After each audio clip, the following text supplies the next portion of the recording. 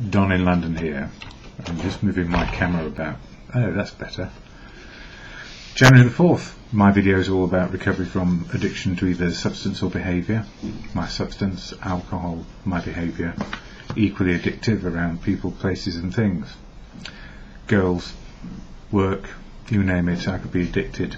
And I was trying to be perfect, which was not a good start, really. Aiming for perfection, not knowing what perfection was, because when it comes to people, places and things, we have to build a relationship with them. Anyway, my relationship with alcohol became unbearable. 24/7 drinking. Goodness knows how I survived. Well, I did. And then I needed to stop drinking completely, or I was going to end up in a coffin. And I had the last rites read to me, even though I'm not a Catholic, because the priest said, "Don't be so fussy." I won't tell you what I told him to do, but I did. I told him to fuck off, and he said, "Don't be so fussy." That was his attitude. And he was probably right, because we don't know, do we? We don't know what is right and what is wrong. All we can work out is what is right in the moment of now. If we understand our feelings in the moment of now, how we feel about the particular moment we're in, and we can cope with it pretty good, we know where we stand. And that's what Fellowship of AA, Alcoholics Anonymous, has helped me do.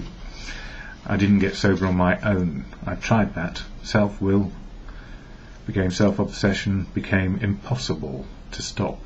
And if you're not an addict or addicted to something, why should you understand?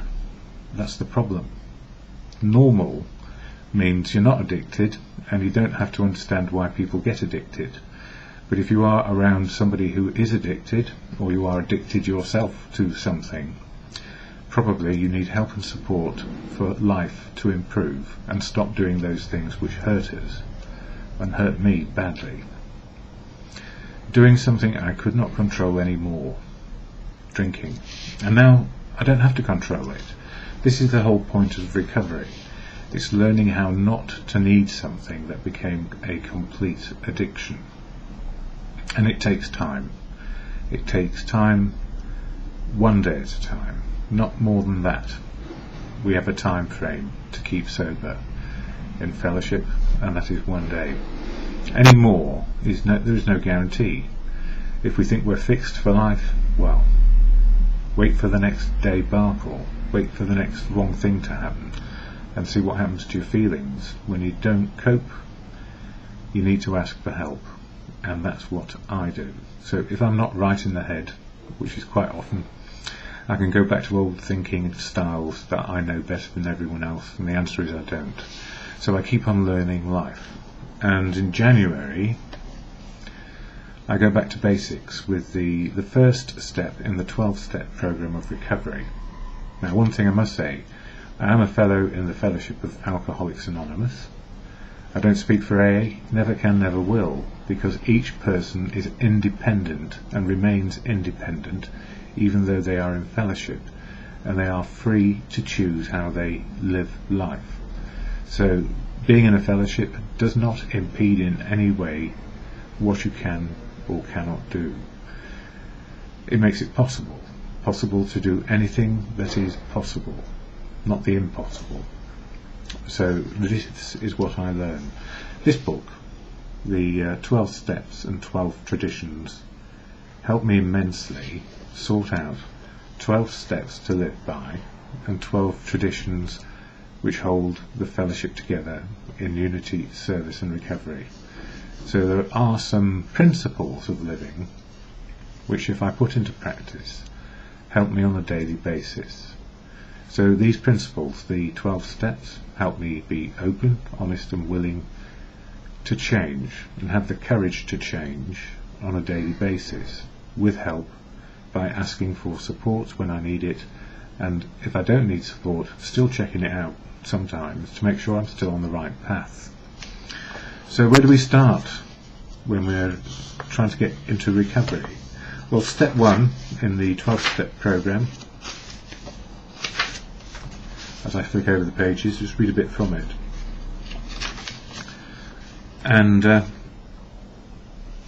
you need a bit of courage, faith and confidence to change.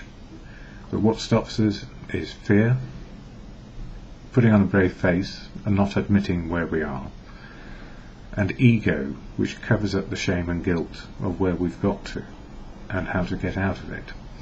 So on the old life, fear, putting on a brave face so people don't know what our feelings are and we're hiding, and ego keeps us closed down and not able to try and ask for help.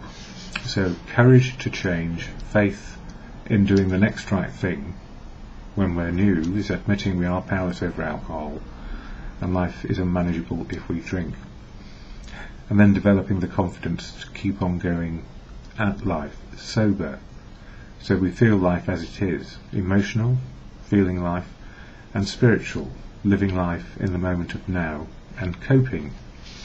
So here in step 1 it says, who cares to admit complete defeat? Practically no one, of course. Every natural instinct cries out against the idea of personal powerlessness. It is truly awful to admit that, glass in hand, we have warped our minds into such an obsession for destructive drinking that only an act of providence can remove it from us. And my act of providence was saying, help, I need some help, and I got it. I just went to fellowship meetings. First one didn't take too well, and it took me 5 years to go back, and that is not recommended behaviour if you have a problem with drinking. I still thought I could do it on my own. My thinking told me that I could do it, but my feelings were so sore and worn out that oblivion always seemed preferable, and no amount of self-will would do it, so I couldn't do it on my own. It goes on to say, no other kind of bankruptcy is like this one. Alcohol now becomes the rapacious creditor, leads us of all self-sufficiency and all will to resist its demands. Once this dark fact is accepted, our bankruptcy as going human concerns is complete. So in other words, by becoming addicted to a substance, mine was alcohol, and don't forget there are other fellowships for other substances, and they work just as well. It just depends on your preference for people with like-minded needs to keep sober with a particular substance. And of course, people, places and things, the things we got addicted to, the things we thought we needed and could not do without. Well, we still need people, places and things to be, but we need to be with people, places and things where life is more sober, simply that, so that we can cope with the madness around us sometimes when people drink, and not join in. It's that simple. It goes on to say that upon entering AA, we soon take quite another view of this absolute humiliation. We perceive that only through utter defeat are we able to take our first steps towards liberation and strength. Our admissions of personal powerlessness finally turn out to be the firm bedrock upon which happy and purposeful lives may be built. So in other words, if you can kick the habit with help, life starts to work again. But it is utter defeat and accepting completely that if I take a drink, life will get unmanageable again, and I don't want it to go that way. And at every meeting, at the end of sharing, we always have the serenity prayer, which is to God or good. It's to what works for you.